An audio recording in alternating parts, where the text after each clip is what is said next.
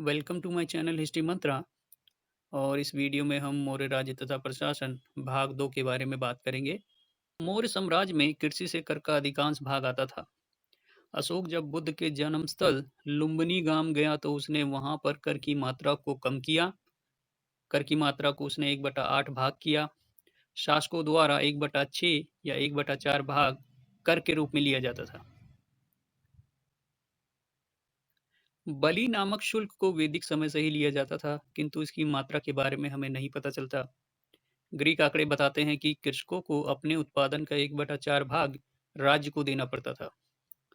अर्थशास्त्र द्वारा उदक भाग यानी सिंचाई शुल्क को लगाए जाने की बात कही गई है, जिसका हिस्सा 1/4 या 1/5 था। मौर्य साम्राज्य के अन्य स्रोत इस शुल्क के लगाए जाने की पुष्टि नहीं करते हैं। यह कार्ल विटफोगल के सिंचाई समाज या प्राच्य निरंकुशवाद जैसा नहीं था। मेगस्थनीज लिखता है कि गडेरिये व शिकारी राज्य को नगद शुल्क देते थे। अतः यह अर्थशास्त्र के उस बात की पुष्टि करता है कि जंगल व चारागाह से राज्य को आय प्राप्त होती थी। मौर्य शासक पहले ऐसे शासक थे जिन्होंने जंगल के संसाधनों का शोषण राजस्व प्राप्ति के लिए किया। इसी कारण अर्थशास्त्र में कुछ जंगल को भौतिक वन या द्रव्य वन कहा गया है।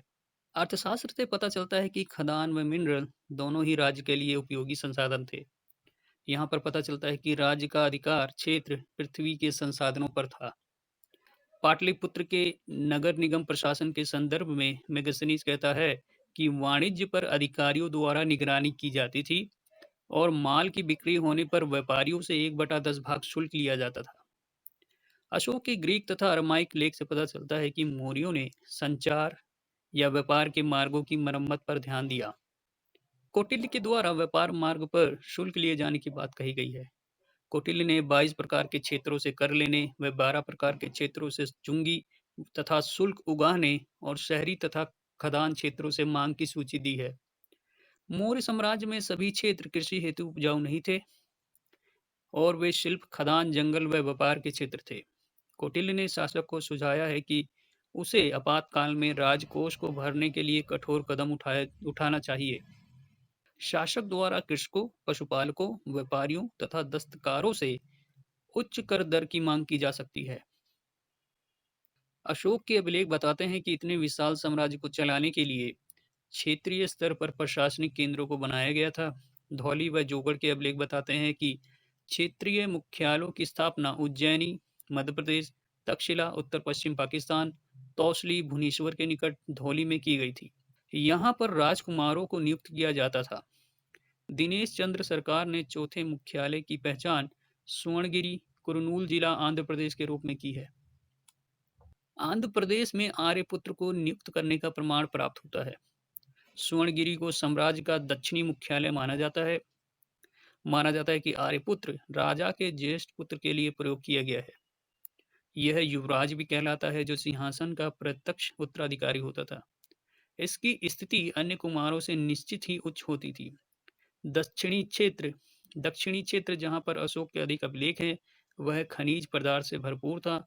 सुवर्णगिरी का अर्थ सोने के पहाड़ से था। दक्षिण में संसाधनों की प्रचुरता के कारण ही मौर्यों ने यहाँ पर अपने मुख्यालय का निर्माण किया होगा। रोमिला थापर का कहना है कि प्रायद्वीपीय भारत मौर्यों का परिधीय क्षेत्र था और इसके संसाधनों का शोषण करके वे महानगर मगध को समृद्ध बना रहे थे। इसी कारण तीन मुख्यालयों की अपेक्षा दक्षिण के मुख्यालय की स्थिति उच्च स्तर की थी। हालांकि दो अभिलेखों का अध्ययन बताता है कि कुमारों का दर्जा और स्तर बराबर था। उज्जैनी व तक्षशिला के कुमारों द्वारा अधिकारियों को प्रत्येक 3 वर्ष बाद जांच दौरे पर भेजा जाता था। वहीं तोसली से प्रत्येक 5 वर्ष बाद स्वयं सम्राट द्वारा ऐसा किया जाता था, न कि तोसली के कुमार के द्वारा। यह मालूम पड़ता है कि तोसली के कुमार की शक्ति उज्जैनी व तक्षशिला के कुमारों से कम थी। डी.आर. भंडारकर थोड़ी शंका के साथ कहते हैं कि उज्जैनी व तक्षशिला के कुमारों की अपने क्षेत्रीय प्रशासन में हस्तक्षेप करने की भरपूर आज़ादी थी। वहीं बोनगार्ड लेविन उनसे सहमति नहीं रखते हैं और कहते हैं कि स्वर्णगिरी में अशोक के निर्देश आर्यपुत्र को नहीं बल्कि निचले स्तर के स्थानीय अधिकारी को संबोधित करते थे। तोसली में इस कारण अशोक द्वारा ज्यादा हस्तक्षेप किया जाता था, क्योंकि कलिंग अभी नया ही साम्राज्य का भाग बना था। यहाँ पर हम कुमारों के संदर्भ में समानता और बराबरी के दर्जे को अनदेखा नहीं कर सकते हैं। वहीं हमें यह भी ध्यान में रखना होगा कि मौर्यों के प्रशासन में विविधता का समावेशन दिखाई देता है। मौर्य प्रशासन के इतिहास लेखन में मिलता है कि इसकी 4 प्रांतीय इकाइयाँ 4 दिशाओं में स्थापित थीं। यह हमें एकात्मक चरित्र वाला राज्य प्रतीत होता है। यदि हम इसको अभिलेख के संदर्भ में देखें तो तस्वीर अलग मालूम पड़ती है।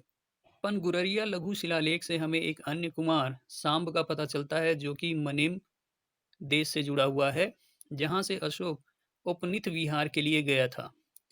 कुमार सांब को मध्य भारत में मनेम देश का अधिकारी माना जाता है।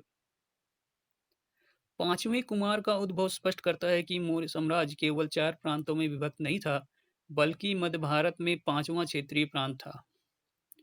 कठियावाड़ में अन्य प्रांत के होने की संभावना है क्योंकि यहाँ पर पुष्यगुप्त और यमनराज तुषाफ को चंद्रगुप्त मौर्य व अशोक की सेवा में संलग्न बताया गया है, रुद्रदामन अभिलेख के अनुसार। हालांकि ये मौर्य घराने से संबंध नहीं रखते थे और न ही कुमार उपाधि का प्रयोग करते थे। तुषाफ को ग्रीक माना जाता है और वह यमनराज की उपाधि धारण करता था। यमन शब्द ओनिया से निकला, तुष शब्द ईरानी प्रतीत होता है और अश्व शब्द की उत्पत्ति अश्व से निकली प्रतीत होती है। इस आधार पर तुषाफ का संबंध ईरान से था और यमन शब्द पश्चिम एशिया के हेलेनिस्टिक यूनानी ग्रीक से निकला। महत्वपूर्ण बिंदु यह है कि कठियावाड़ में मौर्य शासकों द्वारा निरंतर शाही परिवार से बाहर के व्यक्ति को क्षेत्रीय प्रशासन की जिम्मेवारी दी गई। बीएन मुखर्जी ने लंघनाच के अरामयिक लेखों को पढ़ने के बाद बताया कि वसु या वक्षु नामक एक अन्य गवर्नर भी था। यह भी गैर भारतीय प्रतीत होता है जो कि उत्तर पश्चिमी क्षेत्र यमन साम्राज्य में नियुक्त था। इस प्रकार मौर्य साम्राज्य में विस्तृत प्रशासनिक इकाइयां प्रतीत होती हैं, जिनकी संख्या 4 से ज्यादा थी। प्रांतीय इकाइयों को आगे क्षेत्रीय स्तर पर जनपद या आहार में विभाजित किया गया है। रूपनाथ, सांची के अभिलेख व शिलालेख 2 व 4 के अनुसार ए वेनिस ने पहली बार आहार के महत्व को बताया और कहा कि यह क्षेत्रीय स्तर की प्रशासनिक इकाई थी और जो जिले के बराबर थी। इसका अर्थ राजकोषीय इकाई से था, जहां से राजस्व प्राप्त किया जाता था। स्थानीय स्तर के प्रशासन के अधिकारी को राजुक कहा जाता था, जो जनपद या जिले के लोगों को संभालता था। इसके पास पुरस्कृत करने व दंड देने की शक्ति थी, शिलालेख 4 व पृथक शिलालेख 1 के अनुसार। इस प्रकार ये क्षेत्रीय स्तर पर न्याय का प्रशासन संभालते थे। ये पाली के रज्जुगाहका मत्स्य से मेल खाते हैं, जो रस्सी थामे रहते थे और खेत इत्यादि को मापने का कार्य भी करते थे। ये ग्रामीण क्षेत्र में भूमि की मपाई का कार्य करते थे। मेगस्थनीज ने एग्रोनोमोई नामक ऐसे अधिकारी की बात की है, जो ग्रामीण क्षेत्र से राजस्व एकत्र करता था, सिंचाई व्यवस्था का निरीक्षण करता था, न्यायिक प्रशासन व सड़कों की देखरेख करता था। अतः एग्रोनोमोई व राजुक के कार्य मेल खाते प्रतीत होते हैं। अशोक ने राजुक की जिम्मेवारियों को तब और बढ़ा दिया जब उसने उन्हें धम्म प्रचार के लिए नियुक्त किया। अशोक के अनुसार जिस प्रकार पिता अपने नवजात बच्चे को निश्चित होकर कुशल नर्स को देखभाल के लिए सौंप देता है, उसी प्रकार आश्वस्त होकर मैंने जनपद के निवासियों को राजुक की देखरेख में छोड़ दिया है।